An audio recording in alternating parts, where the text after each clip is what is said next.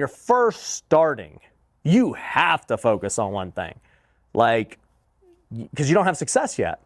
It's impossible to be good if you're like, hey, you know what? Speaking on the real estate side of things, I think I'm going to do a little bit of Airbnb, but I also thinking about flipping a house, and I might get my real estate license.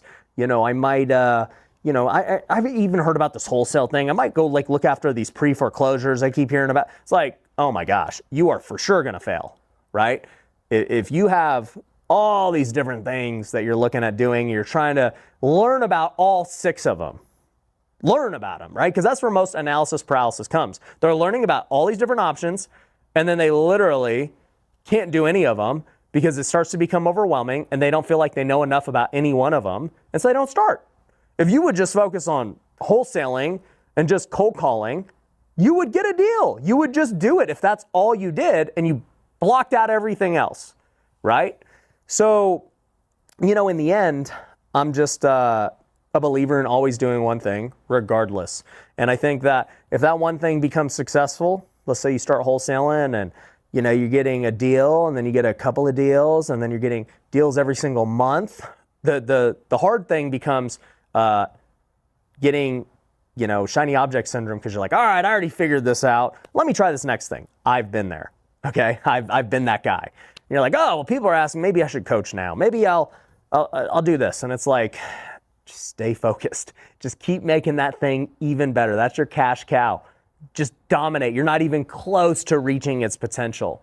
But the moment you try to do something new, it takes away from what you're currently doing, and then it's a whole new learning curve on something else you've never done before. And so take it from me, as a guy who started businesses in lots of industries, as a guy who has seen a bunch of them succeed and also some of them fail. That is part of it, and I'm just telling you from experience. Even today, you know, you look at my current businesses, they're all in the same niche at this point, right? I mean, I've got Home Run Offer, which is where I flip houses, and that's all we do. We just flip and wholesale, I should say, and we're doing great.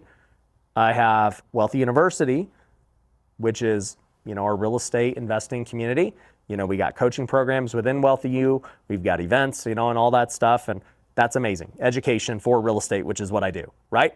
And then I have Lead Kitchen, which is our lead generation for real estate investors who are flipping and wholesaling. And it's just running my Facebook ads, which I'm doing anyways for Home Run Offer, and, you know, running it for other people and generating leads for them. And so, once again, I do it anyway. And the people that end up using Lead Kitchen are in Wealthy University a lot of times.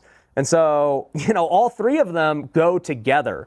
So even though they're 3 separate businesses who do 3, you know, different things, one's investing, one's education, one is lead generation, they're all still part of the same thing. It's not like one is just totally random doing something else. So, you know, it's made my life significantly more simple. I think in the long haul, we're going to make significantly more money just building it out. And I'm excited about it. So, you know, I think that there's a lot of wisdom in just keeping things simple and focusing on one thing.